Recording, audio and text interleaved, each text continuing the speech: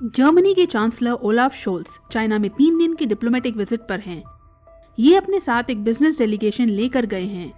China में ये president Xi Jinping और अन्य सीनियर ऑफिशियल से मुलाकात करेंगे। लेकिन जर्मनी के चांसलर ने अभी चाइना को विजिट क्यों किया है? इस विजिट के पीछे जर्मनी का क्या एजेंडा है? जर्मनी और चाइना के बीच किन पॉइंट्स पर डिस्कशन होगा? चलिए इस वीडियो में समझते हैं। ब्रॉडली अगर देखा जाए तो चाइना और जर्मनी के बीच जो इकोनॉमिक रिलेशनशिप्स में टेंशन्स हैं और इन दोनों देशों में जो रशिया यूक्रेन कॉन्फ्लिक्ट को लेकर डिफरेंसेस हैं, उनके ऊपर चर्चा होगी। जर्मनी समेत अन्य वेस्टर्न कंट्रीज इससे खुश नहीं है कि चाइना ने अब तक रशिया के एग्रेशन को क्रिटिसाइज नहीं किया है। चाइना ने रशिया के साथ ट्रेड रिलेशंस मेंटेन रखे हैं, जबकि western countries including Germany Ukraine के साइड हैं। तो जर्मनी और चाइना में रशिया के सपोर्ट को लेकर जो डिफरेंसेस हैं, उन पर डिस्कशंस होंगे। यूरोप में रशिया को लेकर जो नेगेटिव सेंटिमेंट हैं, उसको देखते हुए पूरे यूरोप के लिए यह काफी इम्पोर्टेंट मैटर है। इम्पोर्टेंट मैटर तो ये भी है कि साउथ चाइना सी में और ताइवान स्ट्रेट में चाइना की मिलिट्री प्रेजेंस बढ़ती जा रही है। तो वेस्टर्न देशों के लिए ये भी एक चिंता का विषय है। लेकिन चाइना ताइवान को लेकर बहुत ज्यादा सेंसिटिव है। तो देखते हैं कि जर्मनी के चांसलर इस इशू को रेज करते हैं या नहीं। फिर मिडिल ईस्ट रीजन की स्टेबिलिटी पर भी चर्चा हो सकती है कि चाइना मिडिल ईस्ट की टेंशन्स डीएस्केलेट करने के लिए कैसे कंट्रीब्यूट कर सकता है। अभी ईरान ने जब इजराइल के ऊपर रिटेलिएट किया था, तो चाइना ने दोनों देशों को रिस्ट्रेंट एक्सरसाइज करने को कहा था। फिर जब हमें इजराइल हमास वॉर का फॉल आउट रेड सी में देखने को मिला था, जब ईरान के द्वारा बैक किए जाने वाले हुथी रिबेल्स रेड सी में शिप्स के ऊपर अटैक कर रहे थे, तब चाइना ने ईरान से इन अटैक्स को रोकने के लिए कहा था। फिर आपको याद होगा, चाइना ने ईरान और सऊदी अरेबिया के बीच में मीडिएशन भी करवाया था। इन दोनों हिस्टोरिक राइवल्स के बीच में टेंशन्स रिड्यूस की थी। तो अभी मिडिल ईस्ट में इजराइल और ईरान के बीच में जो टेंशन्स बहुत ज्यादा बढ़ गई हैं, इसको लेकर भी चाइना से डिस्कशंस होंगे। ये तो पॉलिटिकल इश्यूज हो गए। अब इकोनॉमिक इश्यूज की बात कर लेते हैं। हम जानते हैं कि चाइना की ट्रेड प्रैक्टिसेस को लेकर पूरे यूरोप में काफी सस्पिशन रहता है। अक्सर चाइना और यूरोपियन कॉमन मार्केट के बीच के ट्रेड डेफिसिट की चर्चा होती है। यूरोप में डिस्कशंस होते हैं कि कैसे चाइना के ऊपर अपनी डिपेंडेंस को रिड्यूस किया जाए, जिसे वो लोग कहते हैं D risking from China.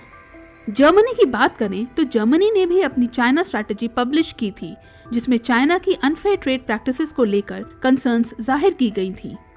Germany को क्या सप्लाई चेन वल्नरेबिलिटीज होंगी, इसके ऊपर भी डिस्कशंस थे। इसमें बोला गया था कि कोशिश करनी है कि चाइना के ऊपर डिपेंडेंसी को कम करें।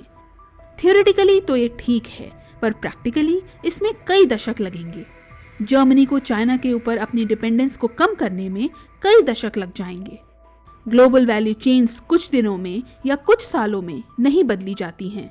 इसमें काफी टाइम लगता है, काफी दशक लगते हैं।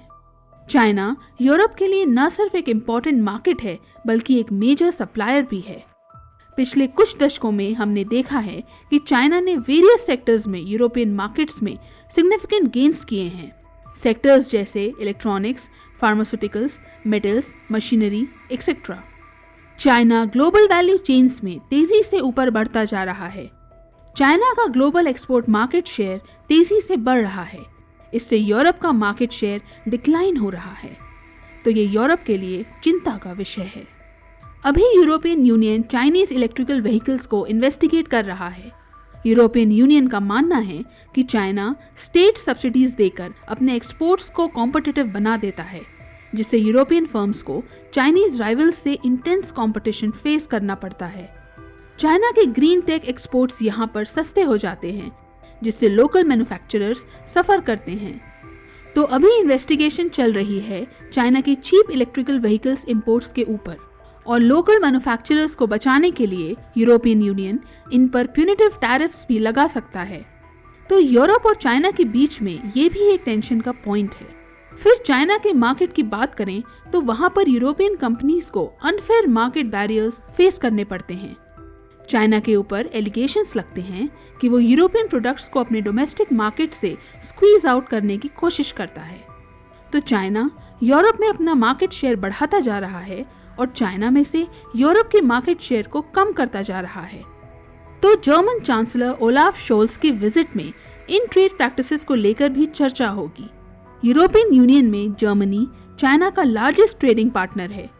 2023 में जर्मनी और चाइना के बीच $270 बिलियन से ज्यादा का ट्रेड हुआ था। इनफैक्ट जर्मनी के टोटल ट्रेड वॉल्यूम का 20% तो केवल चाइना के साथ है। मतलब जर्मनी के टोटल ट्रेड का 1/5 चाइना के साथ होता है। चाइना जर्मनी का टॉप ट्रेडिंग पार्टनर है। तो डेफिनेटली जर्मनी और इवन यूरोप भले ही डी रिस्किंग और डाइवर्सिफिकेशन के बारे में सोच रहे हैं, लेकिन नियर फ्यूचर में तो इनका इंटरेस्ट यही कहता है कि चीन के साथ बिजनेस टाइज मेंटेन रखे जाएं, क्योंकि डी रिस्किंग और डाइवर्सिफिकेशन में टाइम लगेगा। ये ऑल ऑफ अ सडन नहीं होगा। तो एक तरह से जर्मन चांसलर की इस विजिट में चाइना और यूरोप के बीच में सिक्योरिटी कंसर्न्स और इकोनॉमिक इंटरेस्ट को बैलेंस करने की कोशिश की जाएगी। यदि इस विजिट से कुछ इंपॉर्टेंट निकल कर आता है तो हम इस पर एक अपडेटेड वीडियो ले आएंगे। आपके समय के लिए धन्यवाद।